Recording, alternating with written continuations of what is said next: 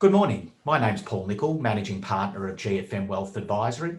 A very warm welcome this morning to our GFM clients and guests joining us for a webinar this morning on one of our favourite listed investment companies, Perpetual Equity Investment Company. Perpetual Equity Investment Company is listed on the ASX under the stock picker PIC.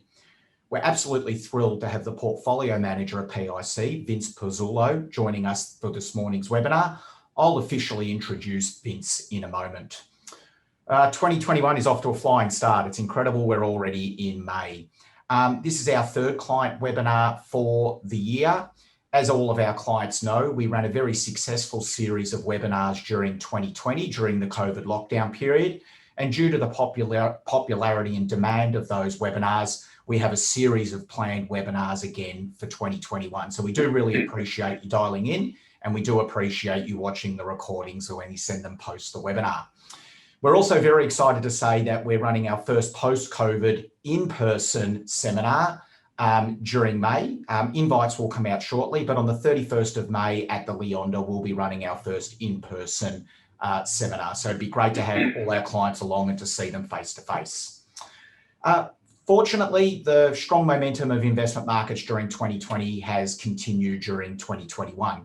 Almost all asset classes are posting very strong returns at the moment. It is a good time to be an investor. And I guess the reason why we're seeing this strength in investment markets is there's this anticipation because of the rollout of the COVID vaccine, that most of the economies around the world in the latter part of 2021 will be opening up. And the combination of particularly in Western economies, the rollout of the vaccine, combined with this highly effective central bank stimulus means that that the focus of investment markets has been relatively positive. But potentially there are some challenges coming up on the horizon. I'm really keen today to talk to Vince about interest rates and inflation, and we'll do that in a moment. Now, before we get underway, as we always do in these webinars, it's important that our attendees today understand that today's webinar is general in nature and not specific advice. We have had a lot of clients, as we do when they register for these webinars, ask questions that we will do our very best to get through today with time permitting with Vince. But if you have any specific questions with relation to today's webinar, please don't hesitate to contact our office, and one of our advisors will be in touch with you. So allow me to do the formal introduction of Vince. Vince is the Deputy Head of Equities at Perpetual and the Portfolio Manager of PIC. Vince joined Perpetual back in 2017 as an analyst, and since that time has covered sectors like chemicals, diversified financials, banking, telecommunications, building materials, and REITs. Prior to joining Perpetual, Vince was a senior portfolio manager and analyst in the large cap Australian team at Deutsche Asset Management and led the top 100 equities team. In addition, he had stock research capability and responsibility across many sectors. Vince was also the portfolio manager for several client portfolios and researched international stocks as a part of the international equity division of State Super, which was subsequently Deutsche. Vince also has a Bachelor of Commerce with a major in economics and finance. So Vince, good morning and welcome. Good morning, Paul. Welcome everyone. Thanks for the opportunity to talk about the last 12 months, hopefully give an overview as well to the outlook and the subtle changes that have occurred in the last 12 months. Terrific, Vince. Thanks for joining us. Now, look, many of our clients have a great familiarity with Perpetual Equity Investment Company. We were just reminiscing before that you've been listed since December 2014 and that many of our clients have been investors not long after that date.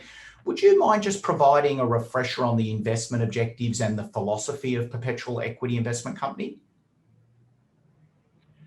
So the investment objectives, as you can see there on the slide there, is to, we actually specifically designed the PIC for the MSF investor, particularly because we know that they seek a income stream, in particular a frank income stream, if you can. So based on Perpetual style as a value manager, we've always valued tracking, even in unit trust, we value them as well. So The PIC was designed to have a growing income stream and to deliver it over the long time frame, but also to deliver some capital growth based on the value methodology that we use. One of the other things we added to it as well was when we were trying to build a product which wasn't a Me Too type product you buy anywhere else, is to have some exposure to global securities.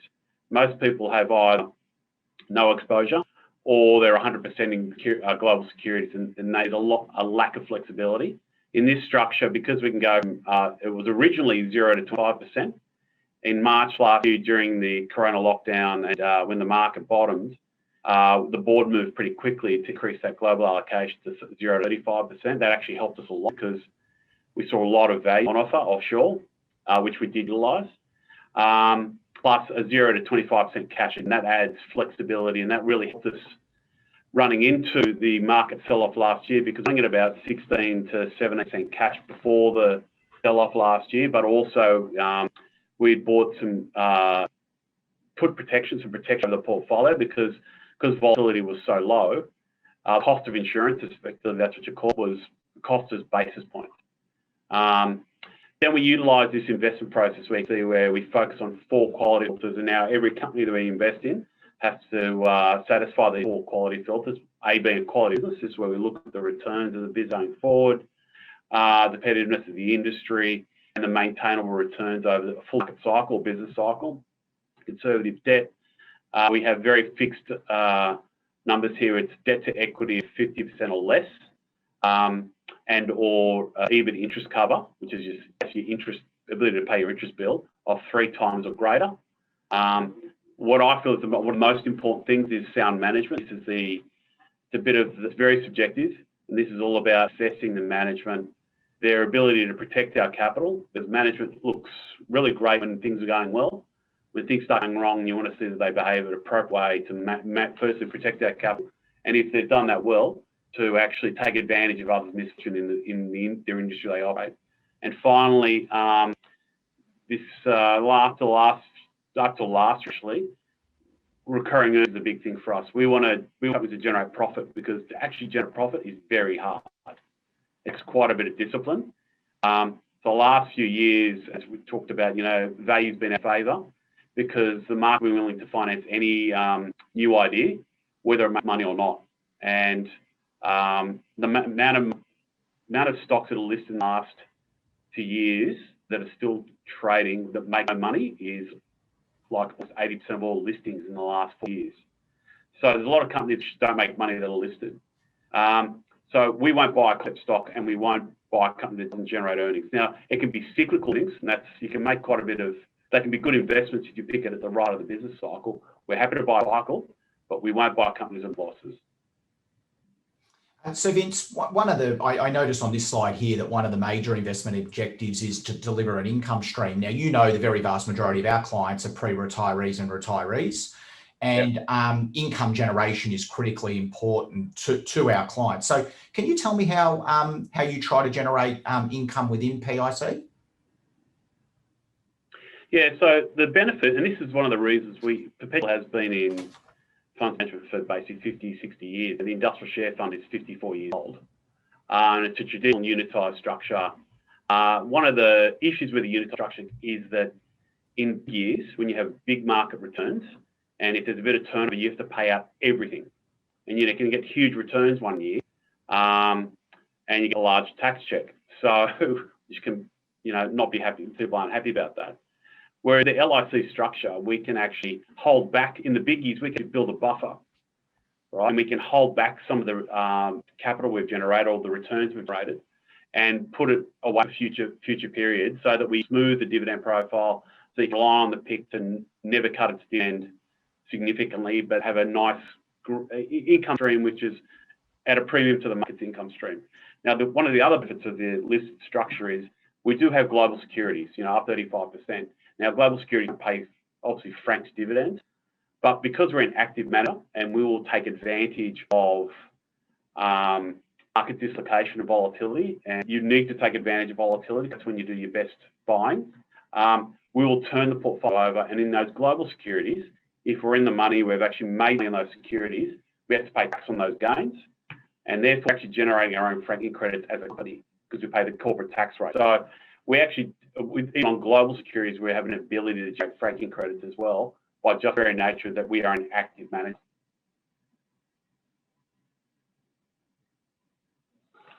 Sorry, Paul. Sorry, Vince. Yeah, my apologies. Of course, income generation is particularly important, but I guess investors also have the objective to generate capital growth. So how do you feel PIC has been positioned, or how it's performed, not just from an income perspective, and looking at that slide there, the annual dividend yield and the grossed up dividend yield, that's particularly appealing to our clients. Yep.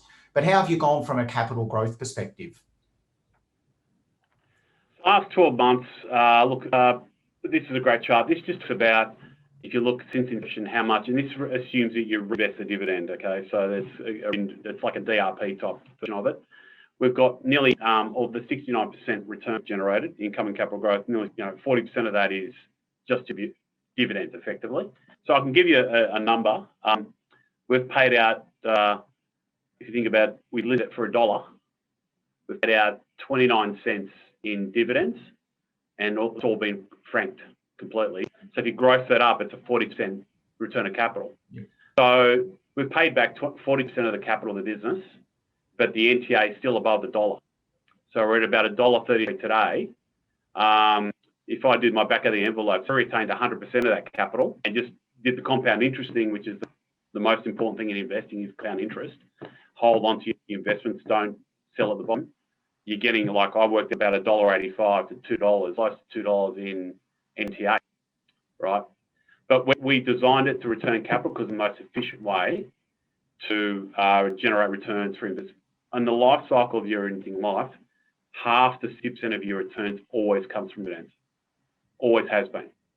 So the capital side, I think we've done a reasonable job, and it's basically prior to last year. I'm talking the lines out of school here.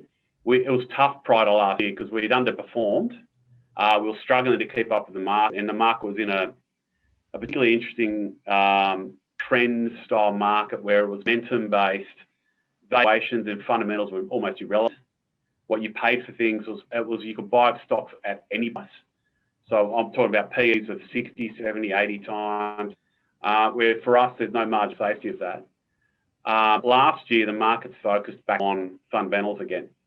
So last year, fortunately, with the market falling so quickly, and we had a cash balance, a reasonably high cash balance, plus we bought that protection, down protection for the portfolio, that basically generated a lot of cash. We're able to turn the portfolio over and take advantage of really high quality companies that were selling actually cheaply. Usually they sell at a fair price, actually selling cheaply. So last year, in almost this time last year, it was March, April last year, sorry, everything went on sale. Everything was on sale. So what you need was actually, I had to put the gun to actually stick your neck out and invest all your cash and ignore the noise, because that is the biggest issue is in the middle of the depths of a crisis, it is the noise the market generates about it's all over, etc. Whereas we're always of the view everything tends to mean revert to normal cycles. So you get it once in a 5, well, it seems like once every 10 years now, you tend to get these opportunities to apply your capital and generate good capital growth. And in the last 12 months, it's been pretty significant. This is fascinating, Vince, and I wouldn't mind drilling down on this a little bit more, because needless to say, the last 12 months has been an exceptionally volatile period. I guess as investors, we've got to accept volatility, but you've spoken a little bit now about how you managed the period over the portfolio over the last 12 months during these volatile periods. I guess this is a two-pronged question. The first part of the question is, how important is it to be an active manager or an active investor, or how opportunistic is it for you to be an active manager in an environment like that that we have experienced in the last 12 months? And I guess the second question I wanted to ask you is, how active actually were you with your portfolio? Okay. Look, the active part is the most important part because, as I said, when you get market dislocation, you're in an index fund, you're selling on the way down. Because as stocks get smaller, an index product, at the end of the day, I can tell you, I'm not talking school again, last year for about a 2 to 3 week period, remember the market falling 5 to 8% a day? Yep. Most of that was happening in the last 30 minutes of the day. Because what was happening was all the ETFs, the index ETFs, the passive funds, because they were having redemptions, because it was basically broad peak, because no one had, it's the first type cycle that was, a health scare cycle. By 3:30 every afternoon, the market closes at 4. We would wait because we know they'd be selling from the ES, and we just sat there. We'd stick out what we wanted to buy was between 5 and 10% below the current market price, and we were getting hit because waves of selling coming in at the end of every day, and it was all ETF redemptions. Again, selling at the lows. Whereas we're sitting on the other side going, no, it's when you should be applying capital. As long as you've got a strong fundamental value, you've got an anchor, some sort of fundamental value, you can look through the cycle. And that's where, at the top markets, typically, people can see forever. But at the bottom of markets, no one can see across the valley. They're just so short-sighted, and people will really be becoming short-sighted. Whereas if you just extended your gaze a little bit by 12 to 18 months, 2 years, you knew you were buying well, and you could almost, I hate to say it, but you could almost buy anything that was of real quality. You could have made money. So the important thing about active is, and I understand, look, we go through it as well. This is behavioural finance. This is when there's so much negative noise. It takes quite a bit of effort, like step outside yourself and remove frontal lobes and effectively ignore the emotion of it and think, what am I buying today? I'm buying a future cash stream. That doesn't really change that much. Over 10 years, it doesn't change that much. 2 years it can, but over 10 years, it typically does. So having an active manager gets to sort of do that choice for you, as we basically went to, I remember by mid-April, I think we were at 1.5% cash. So we apply everything. Now, to your second question, how active we were, the portfolio turnover was nearly 97%. Wow. So we nearly turned the whole portfolio, because what we were doing is we had some stocks which were winners, which were very defensive type stocks. And with the view, okay, they've actually probably the best of it performance-wise. And we could see cyclical businesses, that includes mining, etc., which were trading on like 15 and 20 lows. So at some point, you're going to have to sell your winners, right? Take advantage of them and create gains, profitable gains, so for franking credits, and buy these deep, unloved stocks. You're going to have to turn over the portfolio to do it. So typically, our portfolio turnover ranges between 20 and 30% normally every year. This was extreme, to say the least. And you should be active when there's volatility, because that's when you get extreme behaviour, and that's when you really buy well. You're buying good businesses actually, this cycle is very good businesses at cheap prices. We have to pay for great business at fair prices. So it was 1 in a 10-year event for us. Well, I'm hearing loud and clear how active you were during the period of, when COVID kicked in, and if we've got the graph we've got up here shows the pre-tax NTA total return in the dark blue of PIC versus the benchmark. So you obviously did something right. I guess another thing I wouldn't mind asking is there were a lot of capital raisings in the early part of the COVID period, Vince. How were Perpetual positioned in terms of some of those capital raisings? It was that was actually a really good opportunity, because, as you know, right now you're seeing quite a few capital raisings. So people are asking for money after the market's nearly back to its peak. Usually not an awesome sign. So whereas last year you could set the price. So you were able to get into these companies and set prices because of desperate seller. So we were actually quite active in that. We participated in we didn't own Flight Centre before it was a $35 stock, and it traded all the way down to $5 or $6. And they had to do I wouldn't say emergency capital raising, but travel had stopped. So you didn't know if they had months of liquidity left. So they had to restructure the business as well. That was really important to reset the business. So the company took that upon themselves to restructure the business and recapitalise the balance sheet. We participated in that. We actually built a 3.5-4% position from a zero start. We had no NAB. We bought NAB at $14. New CEO coming in, it's been a bit of a schmozzle NAB. So the new CEO, Ross McEwen, and we quite like the chairman, Phil Cronican, who's an ex-back institutional banker. They get it. I always get nervous when consultants run banks. I like bankers run banks. So that was a restart again, or a bit of a recapitalisation, and participated there. Oil Search, they needed to recapitalise. We participated at $2. So it's just three examples where you could pretty much take your pick, and you could buy a very discounted equity cash flow. In the market, you didn't have to fight for it. You could get as much as you wanted, because there's just that sense of panic, the sun's not coming up tomorrow. So that sort of behaviour, that lends itself to, as I said, if you put the blinkers on and your ears, you just focus on fundamentals, you can do some buying. We're going to talk about the portfolio or the companies that you own in PIC in a moment, Vince, but I'm keen to change tack for a moment and have a chat to you about the macro environment, if you don't mind. I'm keen to know what you see as the major macro themes moving forward, and I want to know how important a role these themes play in the decisions that you make with the portfolio. Sure. I think if we just go, thanks, Paul. So this, I know it's a bit of a big slide, but it's actually quite an important slide. We're not usually too big on macro, where we focus on as something we need to think about when we're forecasting numbers, etc., and thinking about future cash flow and where we are in the business cycle for our companies. But we're not top-down investors, we're bottom-up investors. But we're keen to think about the next change. So I think this is an important slide, because what recency bias, which is you focus on what just happened to you and think that's about to happen to you. So we all went through I'm assuming definitely most of your investors went through the GFC.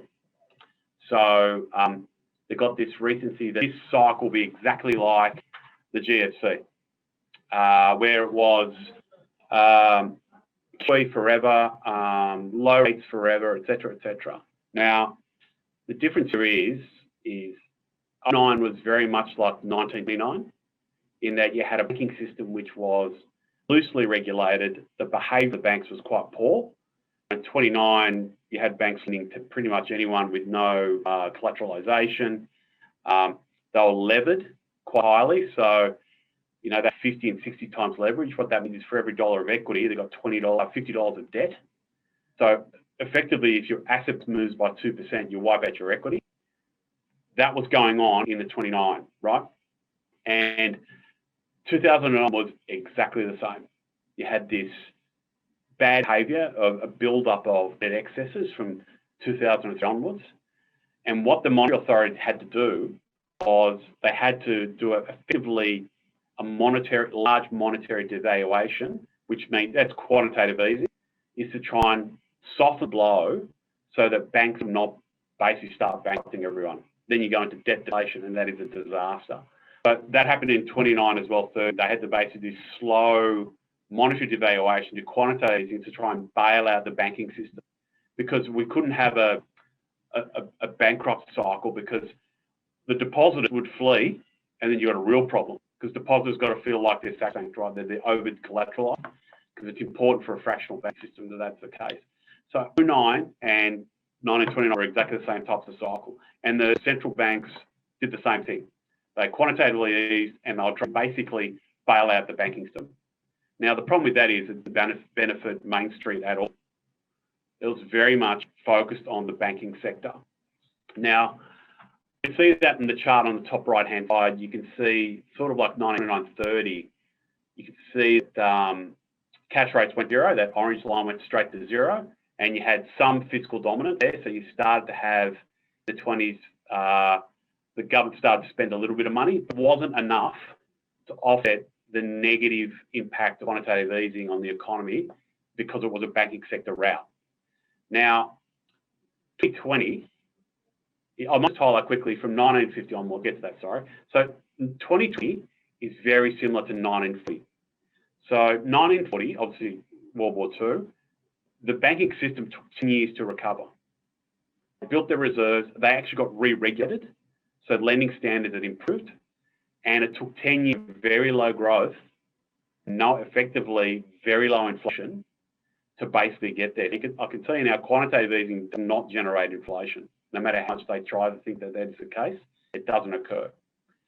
So in the 40s, when we entered the war, actually the banking system was in very good health. Also, the savings rate was quite high in the private sector. You had, obviously, more too, this may sound near to people. You couldn't travel. You had quotas on things. You had price controls. You couldn't spend your money on discretionary items because there was supply restrictions. You fast forward to 2020, you couldn't travel. You basically couldn't leave your state. You couldn't go out and spend experience. You couldn't go traveling, etc. You couldn't even in your own country. You were very limited to what you could spend, which is pretty much online goods, like TVs and IKEA furniture. And what happened was the savings rate in Australia went up. Now, the reason that was because of large fiscal response from the governments. And in World War II, as you can see those grey bars in the top chart there. You can see those grey bars, 25% of GDP, deficit spending. It went on for a few years. Yeah, that's important because if you look to the far right of the top right chart, you can see that grey bar now. We're at 20%, nearly 20% of GDP. Next year is going to probably be 50% again, right? And that's important because that's a period, it's called fiscal dominance. And what that means is when fiscal authorities spend money, and what's happening today is the central banks are doing this thing called monetizing the debt. So they are effectively funding the government directly. So the government wants to spend and give money to us to spend. You know, JobKeeper, JobSeeker's version this time to keep everyone employed. And the way they're getting the money is going to central banks saying, give us cash, and they're just basically printing it. Now, that's important because for the last 300 years, whenever a central bank has done debt monetization, they have always generated inflation. Always. Without, it never not worked. Now, QE, I believe, and it shows that it never works. Fiscal dominance always works. Remember, post-09 as well, there was this issue regarding austerity. You know, Europe was bankrupt. So they're actually restricting spending because they're worried about, you know, this debt deflation bubble. Now, think about it, has anyone complained about fiscal deficits now? No one has. They are treating it like a war in 2020. So you've got this period of fiscal dominance, and you've got all the languages, and the Fed's been very subtle about this. All central banks have. The Fed used to have had 40 years since the Volcker era, post-Volcker era, where it crushed inflation. Now, we've had this inflationary level. We have deflation since basically 1991. Now, everyone puts that down to tech. We're not a believer of that. Tech is interesting. It's actually the fact that China entered the WTO, World Trade Organization, in 1991 and unleashed 1 billion paid workers into the global economic system. And what the West was export every single primary industry, steel, cement, low-cost manufacturing, low-skilled manufacturing, into China. And that provided a huge deflationary period till basically Donald Trump got in power. Now, Donald Trump got in and he basically broke the rules of globalization and started putting tariffs on China. That is now the new norm. And the problem with tariffs are, if everyone understands the law of comparative advantage, the law of comparative advantage is where you've got a definite low-cost benefit, you should produce as much of that good and export it because you've got an advantage over everyone else that can do it. The law of comparative advantage is very much plugged into globalization. That is now reversed. People are localizing, and I think Corona sort of highlighted that to everyone with the fact that Australia doesn't manufacture its own antibiotics. It's produced in China. All of our personal protective equipment for medical requirements is produced in China. We import a lot of our refined fuel from Northern Asia, where all the excess refinery is. We are really quite exposed. And now in a geopolitical world where tariffs are being used, we are going to have to localize, and this is happening in North America and Europe, we're going to localize more of those industries. Now, what they're basically saying is we are going to accept higher prices because we've got a higher cost base. Our living standards are higher, therefore it's a higher cost base. We've got higher energy prices, we're trying to decarbonise, etc. So that's why that bottom chart on the right there, Paul, you can see in the 40s, that orange spiky line there, that is inflation. At one point, it was running at 15%. All right. Now, I can tell you the US 10-year, so the Federal Reserve was doing what's called yield curve control, where they basically told the market, we will not let interest rates go above this number. And it was 2.5%. The US 10-year yield was 2.5%, yet inflation was 15%. So they had negative real rates of minus 12.5%. That is so expansionary and so inflationary, but they need to have that inflation because they were never going to pay the debt off. When you get that much debt on the public balance sheet, the only way you can pay it off by increasing taxes quite materially. And if you increase tax materially, you generate a recession. And they're trying to avoid that. The only other way to generate inflation, and you basically inflate the debt away because your nominal growth is 14, 15%, which means your tax receipts are growing at 14 and 15% because it's a nominal world we live in. We don't live in a real world. And you pay off your debt, you halve your debt in 5 years. And that's exactly what happened in the 50s. They halved their load in 5 years. So all the central banks and all the government looking today going, we need to keep spending. Last week, Josh Frydenberg, the Treasurer, said everyone thought they'd start to be a little bit more austere. They're going, no, full pedal to the metal. He wants employment in the forwards. Everyone's doing that. And one other subtle thing you'd pick up in the language is I've never seen central banks talk about wage growth before. They've always talked about unemployment, stable currency, and a growing economy close to potential growth. Every single one of them has talked about wage growth as being one of the tools now that they want to target. Wage growth only works with fiscal policy, and wages growth is inherently inflationary. Now, that's really important because the way you position your portfolio for an inflationary world, because we've had 30 years of disinflation, right, is if you use the rules for the last 10 years of investing, you will lose quite a bit of money in that process. You need to adjust to being more value-based. Of course, I'm talking my own book. You need to be more exposed to a few sectors that we can talk about later. This is really interesting, Vince. And I guess the next question I'm going to ask is, so you're talking about, because of this fiscal dominance, the strong likelihood of inflation. And of course, when there's inflation, and if inflation obviously starts to get a little bit out of hand, central banks around the world to curb inflation increase interest rates. So where I'm going with this is, maybe I could bring this down to a company example. So what impact, if we do get this period of inflation, and let's say central banks around the world and the Reserve Bank of Australia decide they eventually need to lift rates to curb inflation, could you maybe give me an example? And I'll say, what impact would that have for a company like BHP versus a company like Afterpay? That's a really good question, actually. Really good question. They couldn't be more poles apart as businesses. Obviously, one is a miner, has a heavy capex load, needs to invest quite a bit in the future to generate resource so they can turn into reserves and mine them in the future. Very long cycles, and they don't control the price of what they sell. It's decided by demand and supply globally. Afterpay is obviously what is affiliate, and everyone would know this, good old the reverse lay-by, where you'd go into Kmart or Target or David Jones mine, and you'd pay it off over time. Then you'd get the good. They reverse, you get the good up front because we all need to be satiated immediately, apparently, and you pay the debt off over time. Now, Afterpay, it's an interesting concept, and I think it is actually more of a reflection of persistently low interest rates, that a business that can make loss persistently for years can still $35 billion company, okay? Whereas BHP has been around for a long time. They've made quite a few mistakes in history, but now they are actually reasonably well run, highly cash generative. And when you value these two types of business, as an investor, you look at, we're always valuing the future dividend stream of a company because that's what you want to get paid. That's how you should value it.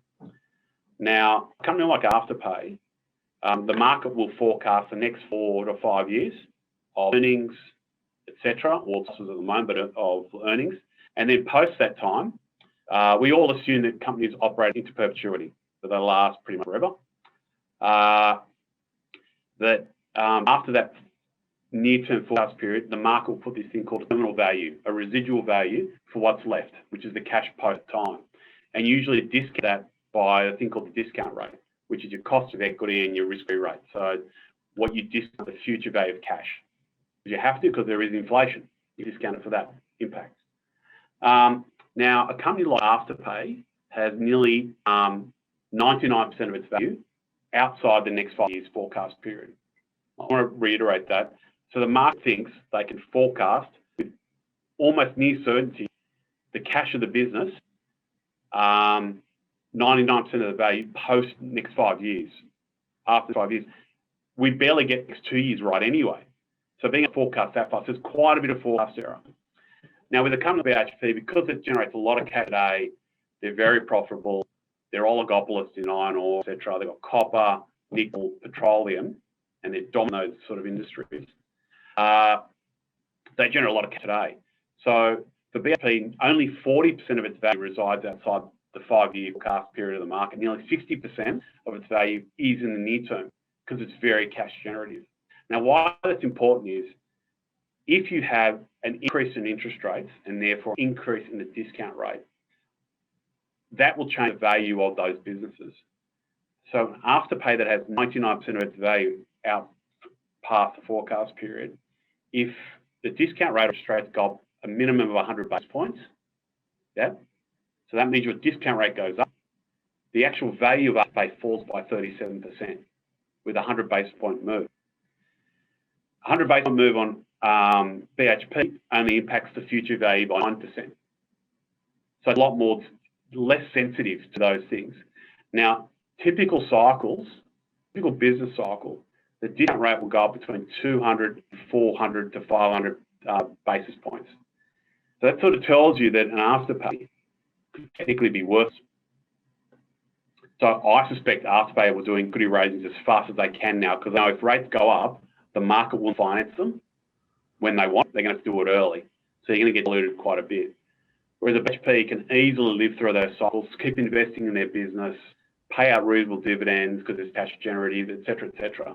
And for that, because of that prospect, we haven't been in this prospect for 10 to 15 years, you need to be tilting portfolio to more of those businesses that generate cash flow up front because you're less sensitive to those changes in policy. So Vince, these are my words, not yours, but I listen to what you're saying about Afterpay, and I sense that if interest rates go up, it's a financially risky company, right? With you attributing, or not, market attributing it 5 years from now, forecast of 5 years now, 90% of the value of the business. Is there a sense that there are a lot of listed companies now that are exceptionally vulnerable, are financially risky companies to interest rates? Absolutely. Basically, anything that's listed in the last 12 to 18 months is in that spot. And as I said to you before, when things are going well, the market has this incredible ability to think they can forecast forever with huge amount of accuracy. And history has told us that is the complete opposite of what actually occurred. So there's quite a few air pockets in the markets, which certain sectors could really get hit. Even companies like long duration, good assets like Transurban, which is a toll road, great assets. Unfortunately, got quite a bit of debt. Like they're geared quite heavily. They pay a reasonable yield, but the interest is close to 1.5 times. So they barely cover their cost of interest. And they're relying pretty much on no change in the yield of interest rates, future interest rates, that they'll be able to get access to the market and finance their debt when they want it. But when you get inflation, you lose all the ability to do that. You're becoming a price taker on your debt, and the market will you'll be surprised how quickly the market price that risk into a very leveraged company. I talked about the quality filters, that one being conservative debt. That is that stuff gets you in trouble, that sort of capital structure. So we avoid that stuff like the plague. You don't want to be anywhere near when you get into this. What we believe will be this inflationary, Warren Buffett said it the other day, he's talking about their suppliers are increasing prices to them, his businesses that he runs, and they're passing it on. Yeah, in the US, you've got steel prices at record highs, $1,600 a ton. Last year, they were trading at $400 a ton. Lumber, you can't get lumber at the moment.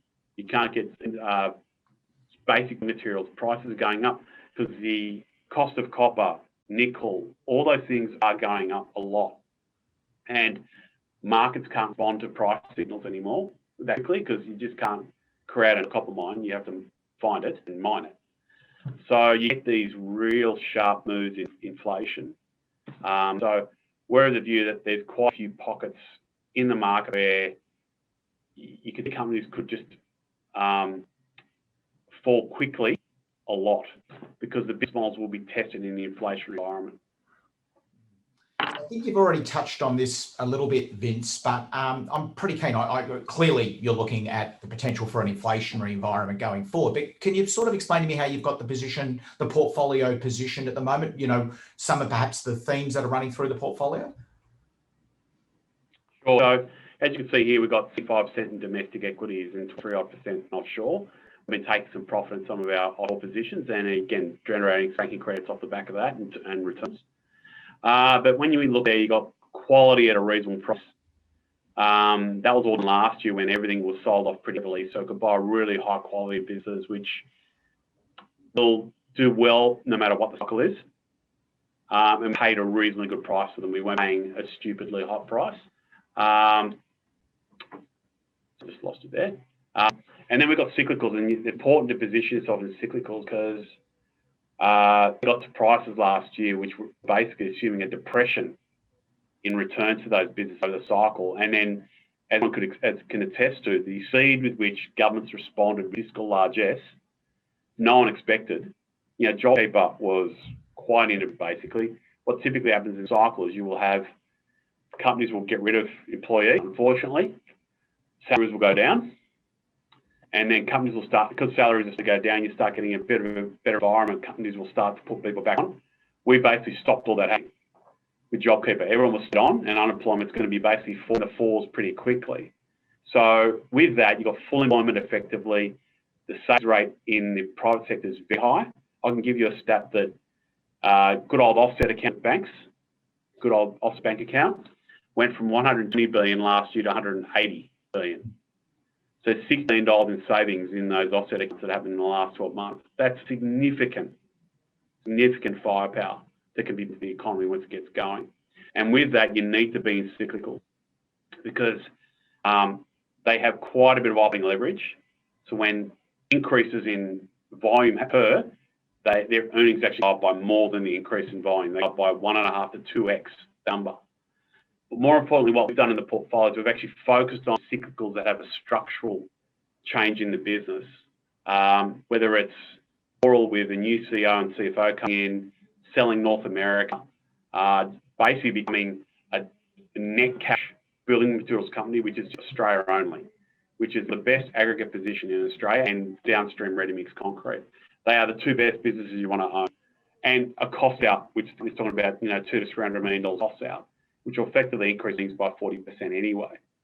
BlueScope, again, a well-run business with great management.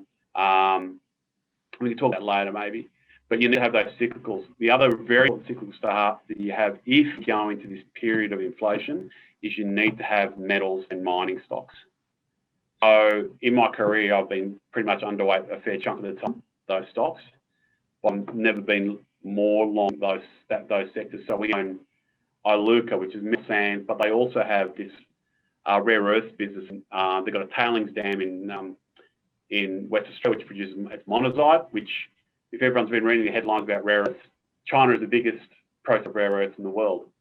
All that product was being sold to North America, and they use it for their radar systems, etc. Well, this spat, US, again, this is this localization issue.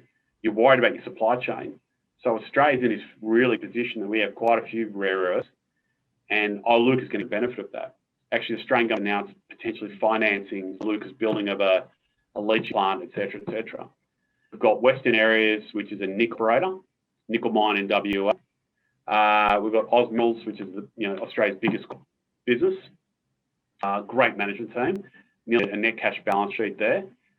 Huge beneficiary to any industrial growth, global industrial growth. Terra as well. So we've got quite a large exposure to metals. And the reason we're in metals is because when fiscal largesse, you generally drive the industrial sector pretty hard, and they are a huge consumer of metals, the factors of production. So that's how we're sort of positioned at the moment. Now, with cyclicals, at a point where you need to start thinking about selling them when short rates, cash rates start going up. That means what the central bank's trying to do, we're going to try and slow things down a bit because the inflation's out of the genie's the bottle, and usually they do it. And they tend to generate an actual slowdown. And in that period, you need to be thinking about exiting well before that period, your cyclicals. Mm. You spoke about structural winners and you spoke about the cyclicals. If you don't mind me coming back to the structural winners, we've got on the slide here a couple of the global stocks that you own in your portfolio. And one in particular that I'd like to understand a little bit more is FDJ and why that is why Perpetual view that as a potential structural winner. Yes, so FDJ, we picked up in the IPO actually, in the IPO in November 2019. And what it was lotteries were owned, typically like in Australia, historically it was owned by the government. And it's a 25-year basically lottery license that FDJ has. So the government spun out 89% of the business. This is the French government market. This is a French business? The French one, FDJ, yeah. So the government still owns 21% of the entity.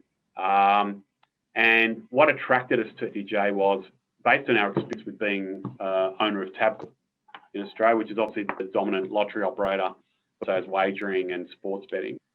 Online lotteries is up to about 35% in Australia, and that's important because you don't pay away a commission to sell the lotteries to the news agents in Australia. Now, FDJ online lottery sales are only good before last year was 2%. And in the Nordic countries, they're up to as much as 50%. And margins are like 60% in these sort of online lottery sales. And you get a player information so you can actually track what they're doing so they're not getting in trouble. Whereas if you buy, a scratchy ticket, you can't track them. Because particularly for responsible lending issues, responsible gambling issues, if you've got more information, you can tell if it's a credit purchase and you start sending emails to say, no credit purchases, etc. You can actually stop it from happening. So that's important. But to go from 2% to 35%, which is what we forecast in the next 5 to 7 years, you'll see earnings pretty much double in FJ over that period. And more importantly, when we bought the stock, we bought it on 17 times PE, which is a discount to Australia's industrial market. It pays about a 4% yield, not fully franked obviously, but it pays a really healthy yield because some of the shareholders are very influential. So one of the largest shareholders is the War Veterans Association, right? And the lottery was actually developed to pay for the war veterans' pension, etc. So they're one of the largest shareholders. The other large shareholder is a tobacconists of France. Now, everybody's been to France. Tobacconists are quite important businesses because they're very much a meeting point and they actually do lottery tickets. And they own a chunk of themselves as well. But that sort of move towards online lottery sales the real structural win. It's a structural win behind the company. And we should quite like the management. This is the issue when we talked about quality of management. We like the way they manage stakeholders. So what we've done is now FDJ has 18,000 points of presence in France. France Post has 12,000. They're bigger than France Post. Like they've got terminals, etc., which they're terminals, they develop it in-house. And what they did last year was very smart, was they went to the French government and said, look, the tobacco highly reliant on processing lottery sales. We don't want them to be reliant on gambling revenues. Approached the government and said, we should get them to start processing government payments, any government payments at all rates, collecting dole checks, etc., all those things, right? And we won't charge them for it. They can use our rail network, sort of our rails, so our payment processing business. And the government, you could pay them a fee to process it for them, and you get them off the gambling issue. That's really important because just that the optics of it, and the government agreed to it. So stakeholder management, that is the important stuff. You've got to manage everyone so that you're not at risk on a regulatory side. So that's the sort of stuff you can't see that we assess. So FDJ, we've got those tails of just online lottery sales growing over time, etc. I think that's really interesting. I think that's highlighting to me also the ability to be able to buy an offshore company and comparing it to the domestic company and the relative valuations. That's fascinating. Yeah. On the cyclicals, I'm really interested. I think one of the biggest positions, if not the biggest position in the portfolio, is PWR. So who are PWR, Vince, and why do you own them? So PWR, it is cyclical at the moment, but it's actually a structural winner. You should be on the side. Yeah. But what PWR does is I was actually there on Friday last week. I was up there for 2 hours, meeting the CEO, chatting with the CEO and doing a site tour. Now, PWR manufactures radiators and cooling technologies for the motorsports industry. So it's basically a radiator company, I hate to say. It sounds very simple, but they are dominant. They have 100% of the Formula One grid. Huh. So every manufacturer uses them. They've got 100% of the V8 cars. They have 100% of the in cars. They have a fair chunk of GT3 cars that race, so Ferrari, Lamborghini, all those sort of racing categories. And they're a high value-added manufacturer. They are at the cutting edge of cooling solutions. Don't think of it as traditional radiator that stick out the front of the car. These things are highly bespoke. Like a Formula One radiator costs $18,000. There's 4 of them, and they throw away after every race, right? So they are highly bespoke, highly engineered, and they operate such fine tolerances. They see teeth in every single product they make to make sure no air pockets, etc. So guarantee the product. Now, that's been a structural winner for them. They're also in a lot of OEM programs, so original equipment manufacturers. So if anyone knows your high-end motorsports, high-end cars like a LaFerrari, which is a 200 million pound car, or the McLaren P1 or the Ford GT, these are road cars which cost £1 million each or more. They manufacture this as well, right? Highly bespoke cooling solutions. Now that's done well. It's a 30-year-old business. Now it's the best name for companies. So the CEO's name Kees Wheel, amazingly. Lovely bloke, tough as nails. He started his business in his backyard, and it's a high-quality product. Now they spend quite a bit on R&D every year, and they've maintained that through their history. What's happened is they've actually been able to parlay the technology they've generated in radiators into this thing called emerging technology division, where they're now starting to bid for aerospace and defence contracts in North America. That's quite a process because you need to get your accreditation up so that you're, very fine tolerance, etc. And they're starting to win contracts. Now that industry is 3x the size of the motorsport industry, and they've actually been able to win this thing called a micro matrix, which is a brand technology which converts. I hate to do it on green, but if you think about a radio, it's probably 100 mil wide by 50 mil high. The amount I can do that into basically a small bit about this big in your hand. It does the job of it, which changes the packaging of. So all the aerospace companies go, this is fascinating. We want to have a look at this. Mm. And with electric vehicles, you need to cool the not just the battery, but the wiring looms in them because they get extremely hot. They've created this thing called the cold plate solution, which cools them, and actually starting to win share in those industries as well. So Keys has said that he thinks that the emerging tech part of the business will be bigger than their motorsport division and OEM position. So they double the size of the business. It was cyclical last year because there's no motorsport. Remember, all categories were closed, etc.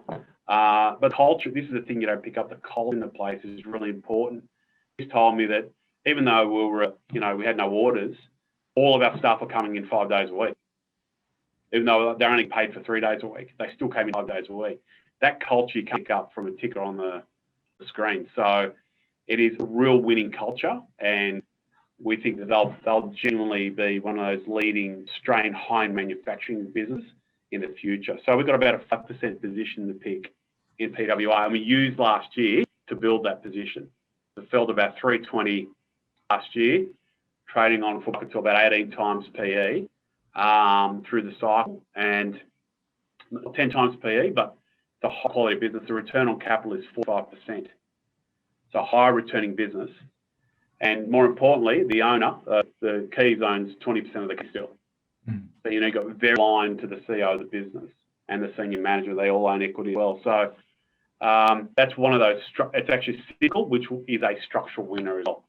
Yeah, interesting. Now, we're nearly out of time, Vince, but I've got to ask the question. I see Suncorp on the screen here. And I've got to say to you, when I look at Suncorp, I say to myself, they're a bank, they're an insurer. Which one is, really, where do they want to be? Bank, insurance. I see they sell their wealth division recently. So I'm really keen to see, or I'm really keen to know why you own Suncorp and why you think it might be a cyclical winner.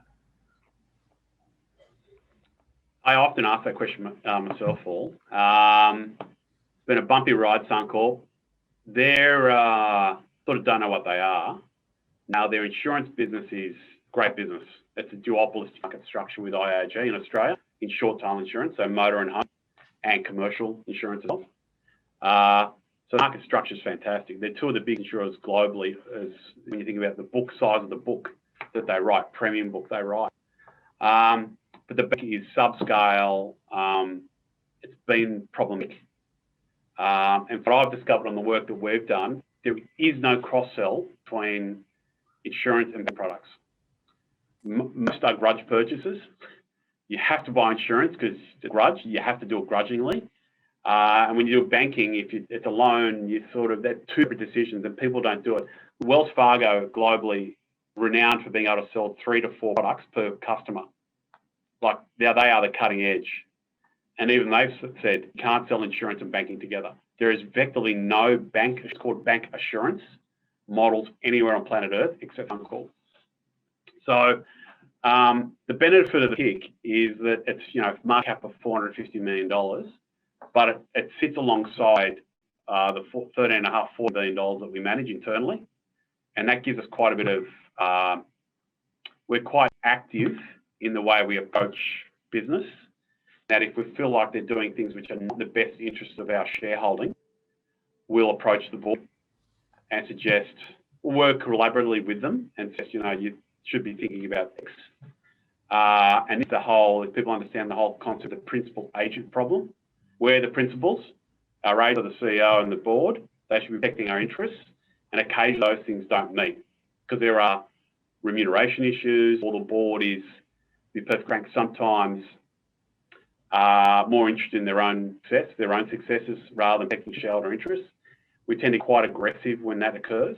So the benefit of the PIC is it lines up behind all that firepower they've got on it, and we've been known for being quite active with that, using our vote, in particular with board members. We'll vote against them if we're not happy with their behaviour. Suncorp, we've pretty much communicated that the bank's got to go. You've had plenty of time to get it to work. It does not work. And we've produced work that suggests if they actually spun it out, there's quite a value uplift. We get to $13 odd in value for Suncorp, still 30% above their current share price, and a pretty healthy dividend yield as well, because the ROE on the return on equity on Suncorp general insurance business is in the teens. If you spread above your cost of capital, which is 10%, that's your excess capital you generate a year. Part of that will be reinvested business, or a lot of that can be returned as fully franked dividends. That's what we want. So we're in a bit of a journey at the moment to try and convince the board that the right of action will be to separate the bank from the insurer, so that we own the insurer and that we get value for the bank from either an acquisition of buying it or merging with another operator, etc. And we get an uplift from that as well. Those ones are the hard work. They have quite a bit of hard work. Those ones. I'm interested to hear about that activist approach. Look, Vince, we're out of time. I could keep talking. Talking forever. Your insights are so incredibly valuable. Look, on behalf of our clients, I'd like to say a very warm thanks for the very hard work you've done over the last 12 months. I can see you've been very busy and very active with the portfolio, and that's certainly corresponded in terms of the results of the last 12 months. So congratulations on the performance of PIC, and most importantly, thanks for sharing a little bit of time with us this morning. We genuinely appreciate it, Vince. Paul, thanks again. I really appreciate your support over the last 18 months. You've been a key supporter of the PIC. You have great understanding of our style, and you know when it works, you know when it probably won't work. That's important because you know that we're always focused on generating good income for the underlying asset. You can always rely on that as a good staunch way of us providing value times when some of our investments aren't working at the moment. So again, I'd like to thank GFM for the support for the last 12 to 18 months. Good on you, Vince. Stay well. Thanks, everyone. Goodbye.